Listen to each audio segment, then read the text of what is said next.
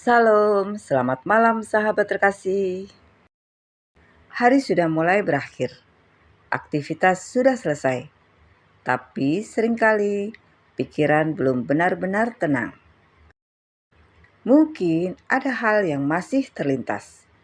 Kesalahan hari ini, kata-kata yang seharusnya tidak diucapkan, keputusan yang disesali. Dan malam hari sering menjadi waktu di mana kita paling jujur dengan diri sendiri. Firman Tuhan dari Mika 7 ayat 18 berkata, "Siapakah Allah seperti engkau yang mengampuni dosa dan yang memaafkan pelanggaran dari sisa-sisa miliknya sendiri, yang tidak bertahan dalam murkanya untuk seterusnya, melainkan berkenan kepada kasih setia?" Sahabat terkasih, ayat ini dimulai dengan pertanyaan, "Siapakah Allah seperti engkau?" Ini bukan pertanyaan biasa. Ini adalah kekaguman, karena Tuhan kita berbeda. Manusia mudah mengingat kesalahan, sulit melupakan luka, kadang menyimpan kepahitan. Tetapi Tuhan mengampuni, melepaskan, tidak menyimpan murka selamanya. Ini sesuatu yang luar biasa, karena seringkali kita lebih mudah mengampuni orang lain daripada mengampuni diri sendiri. Sahabat terkasih, firman Tuhan berkata, yang mengampuni dosa.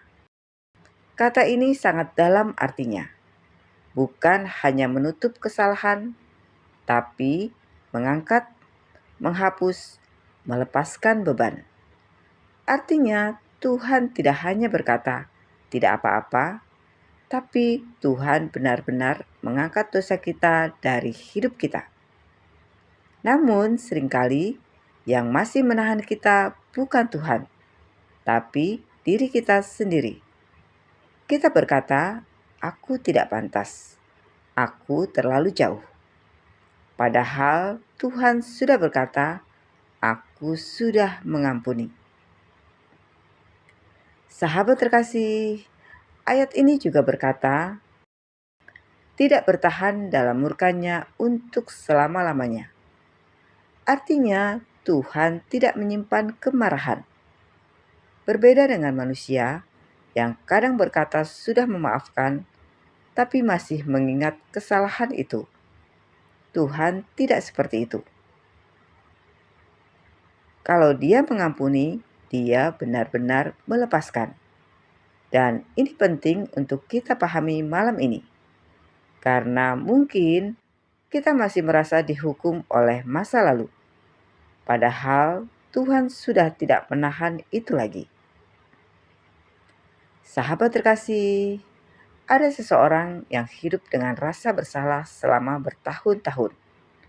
Dia pernah membuat keputusan yang salah, dan akibatnya banyak hal dalam hidupnya hancur. Setiap kali dia berdoa, dia merasa tidak layak. Setiap kali mendekat kepada Tuhan, ada suara dalam hatinya berkata, "Kamu ini siapa? Setelah semua yang kamu lakukan?" Dia tetap ke gereja, tetap berdoa, tapi hatinya selalu tertahan. Sampai suatu malam, dia membaca satu firman Tuhan. Tuhan tidak bertahan dalam murkanya. Dia berhenti, dan untuk pertama kalinya, dia bertanya, "Tuhan sudah tidak marah. Kenapa aku masih menghukum diri sendiri?" Malam itu, dia menangis. Bukan karena rasa bersalah, tapi karena dia sadar Tuhan sudah mengampuni, tapi dia belum menerima pengampunan itu.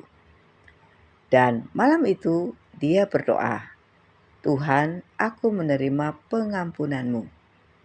Dan sejak saat itu hidupnya berubah. Bukan karena masa lalunya hilang, tapi karena hatinya dipulihkan.